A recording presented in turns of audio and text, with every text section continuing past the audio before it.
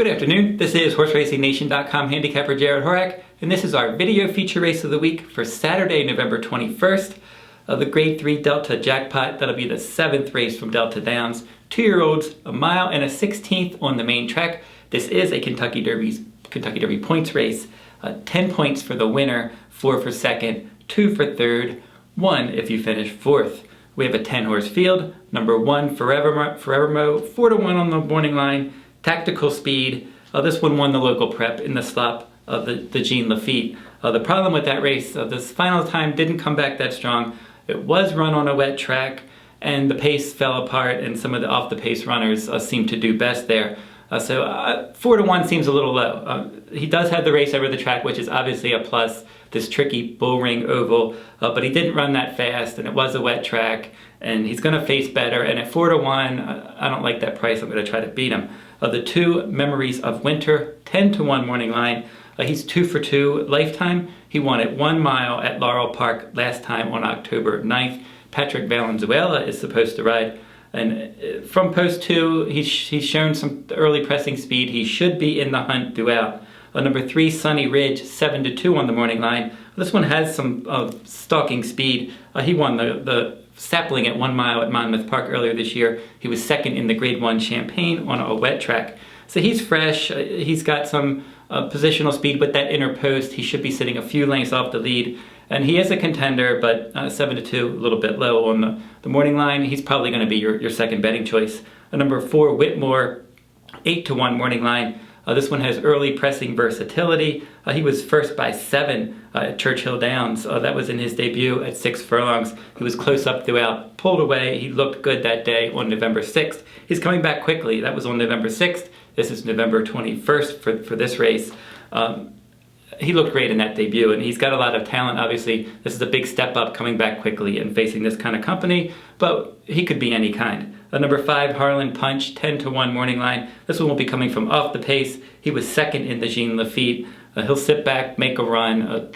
If you're playing tries or supers, maybe he could get in there. Number 6, Texas Jambalaya, 20-1 morning line. He's going to probably come from mid-pack or a little bit further back. He was 3rd in the Jean Lafitte last time. Just like Harlan Punch, he's one that could be passing some tired rivals and sneak in 3rd or 4th, but anything higher than that would be a big surprise.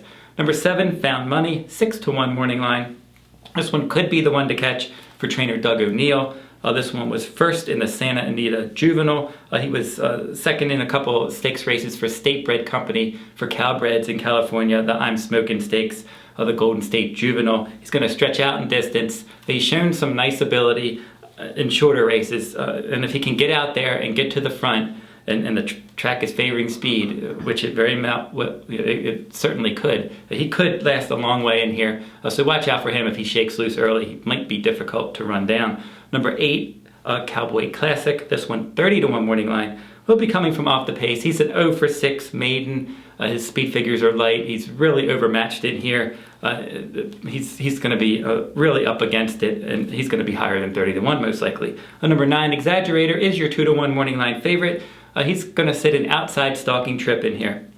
He won the Saratoga Special earlier this year in a sprint, and then they stretched him out. He was 2nd in the Breeders' Futurity at Keeneland, 4th in the Breeders' Cup Juvenile. He's faced better company, but he has lost both of his starts around 2 turns. Maybe he's going to be better ultimately in shorter races, but against this kind of company, his class certainly should help him out.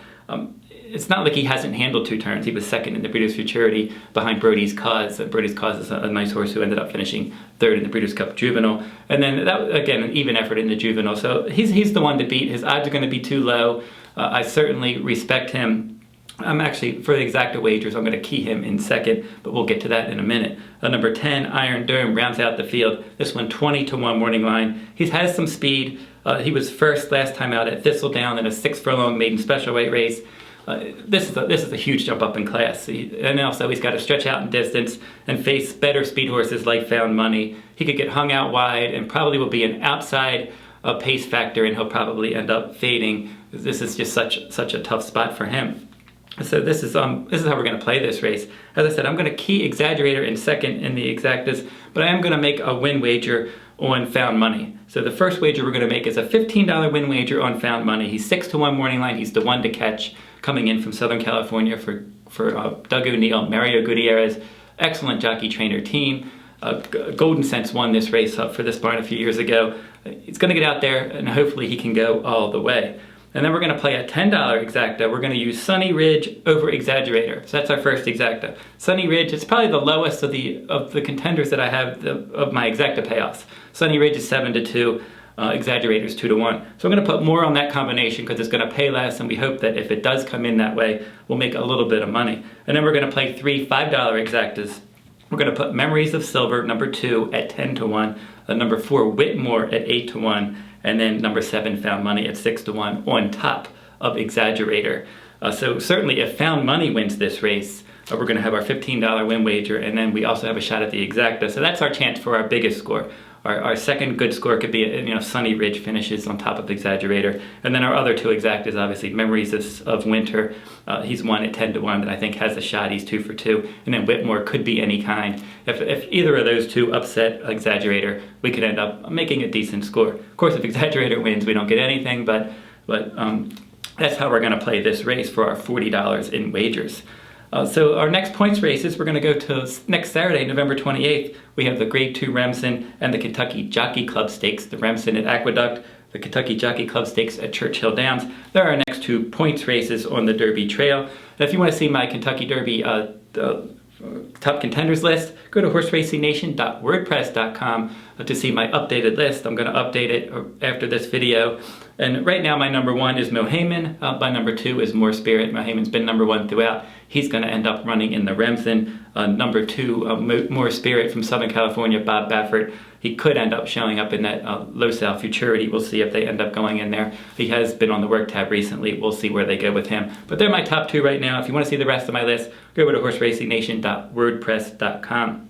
Also next week for Thanksgiving week, in addition to the Remsen and the Kentucky Jockey Club Stakes, Kentucky Derby Future Pool 1 will be up and running. We'll have the 23 betting interest plus the field. We're also going to have a Kentucky Derby sire wager as well. So they're going to have 23 sires plus a field. So that should be interesting. We'll come back next week and we'll do videos for the Remsen Kentucky Jockey Club Stakes and the Derby Future Pool as well. Until next week, good luck at the races.